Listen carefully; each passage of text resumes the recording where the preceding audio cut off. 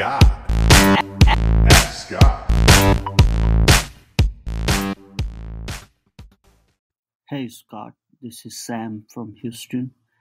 I have been new to FBA and I have been starting selling since last month, and my product sales are increasing day by day. And this month, I'll be reaching like $3,000 a month. That's just the product sales, not the profit. So my profit are around 33%, like your thumb rule, $10 price, $10 profit, $10 fee. So I'm using the same formula you've been using. I have a little bit issues with my products. Actually, my product is like a wholesale product. It's not a private label thing. What I did was I bought something from wholesale and I broke them down into different quantities and sold as a small batch of quantities. My products are doing good. I've been using pay-per-click and that's helped me rank. My issue right now is the scaling part. The thing is, I can buy those I can buy units. The hard part for me is I have to buy big boxes, break them down into smaller batches, pack them, ship it, which is making me hard for me to scale my business. My competitors are doing good sales, around 50,000, 60,000 a month. I don't know how they are been doing. I know for sure they have been buying from wholesale and breaking them apart too, because the manufacturer doesn't produce that item into small batches. So, what can you suggest for me to scale my business? Because unless I hire somebody else to break those items and pack it into small batches, there is no other way to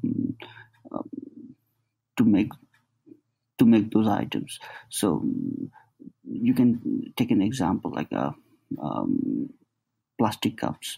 Okay, what I'm doing is buying a big roll of plastic cups, like 1,000 pieces, and breaking them into smaller bunch, like 10 cups a pack, and selling them for $25.99. That's an example, not a plastic cup. But can you give me any suggestion? How can I scale the business without investing a lot in employees or something? Is there any way to do that? Can I outsource packaging to any other different companies? Just your kind information will be helpful. Thank you. Well, hey, Sam, thank you so much for the question. And I really wanted to answer your question because there's a bunch of things I want to pull out of that, what you just kind of like explained. All right. And anyone else out there that's listening right now, I want you to understand what Sam just explained that he's doing. Okay. Now, here's someone that took something that comes in a pack. Let's say that you have a package of 100 cups, but you break them into a 10 pack and then you sell them individually. Okay.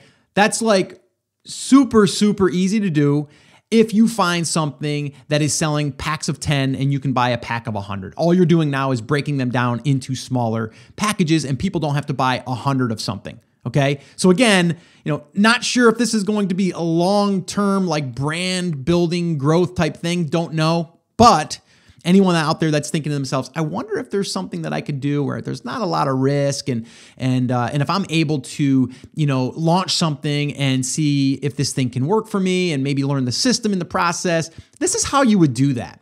Like literally, like this is how you would do that. You buy something in bulk, you break it down into smaller packs, and then you sell them like that. I mean, it's brilliant. Okay. And I think it's awesome right out of the gate. I mean, $3,000 in revenue is great. Like, to start, and especially at a really low risk model like this, is awesome. So congratulations on that, Sam, and way to go on taking action. Okay, so to answer your question, number one, you could hire someone to do this. I think you already kind of mentioned that, right? So you can hire someone to package these up for you. You can say, okay, cool, these are selling in 10 packs. I'm going to have someone do these. I'm going to pay them $10 an hour. How many can they do in an hour? That's what it's going to add to your bottom line cost, right? So let's say that, and I'm just going to do some really rough math here, but let's say that you paid them $10 and it averaged out to where they were able to get X amount done. So it worked out to maybe 10 cents a unit you were paying to have them package up however many packs that would be. I don't even want to do math right now. All right. So let's just say, what would that be? 100? Yeah, there'd be 100 packs, right? So 100 packs. Okay. And so you're getting 100 packs done for basically $10, right? So that's 10 cents a piece.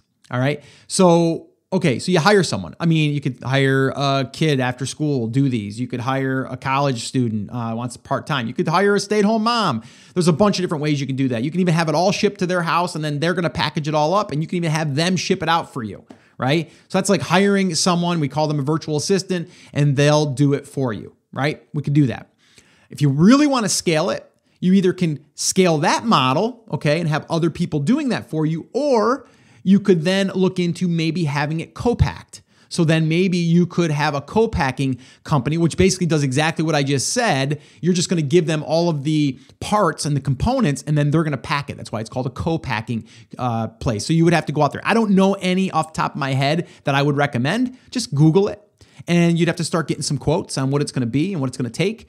The other option would be to look and see what you're buying in packs and see if they will break it down into smaller packs. And maybe that's a solution. And that's how you would scale it. So those are just a couple of ideas on how I would probably go about scaling something. And again, I want people to understand that if you can start like this, it might be more labor up front, but you can then validate. And then once you validate, then you can figure out how to scale. My good friend, Rich Kibble, you guys might have heard me talk about him before. He's actually one of our private label classroom students. He started doing it this way. He bought 2 different items from China. He had them shipped to his door. He took both of those, put them into one package, and then that was his product. And he had to fulfill them himself. He had, well, not fulfill them. He had to package them himself. And then he shipped them into Amazon and then they fulfilled them. But he had to put the package together. Once he figured out that it was going to work, he then talked to his manufacturer and his manufacturer said, yeah, just send me the other part and then we'll package it here in one box. So you can actually do that too. You can communicate with the manufacturer and say, hey, listen, I want to buy your cup, but I also want to put in a bowl. I know you don't make bowls, but I'm going to send that bowl to your company. Can you package that? And I need a box that's, 8 inches by 8 inches. And can you source that box for me? And then they'll usually say yes, right? So if you can make that happen, again, it's a way for you to leverage your manufacturer or vice versa. Maybe the one company won't, but the other one will. So then you just have them ship it to the other company and let them package it. Okay. That's another way that you can do it. So there's other ways that you can do this. But again, I think the important point here and the important thing I want people to take away from this is that you're taking something in bulk and you're condensing it down into smaller packs and you're selling those.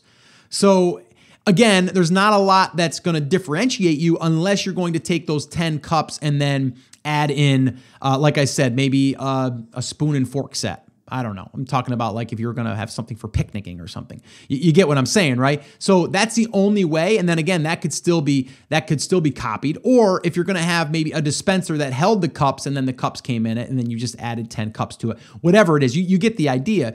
You'd have to differentiate because once someone sees that these are selling like this, it's going to be easy for them to come in and do the same exact thing. Maybe that's what you already did and now you're trying to figure out how they're doing it.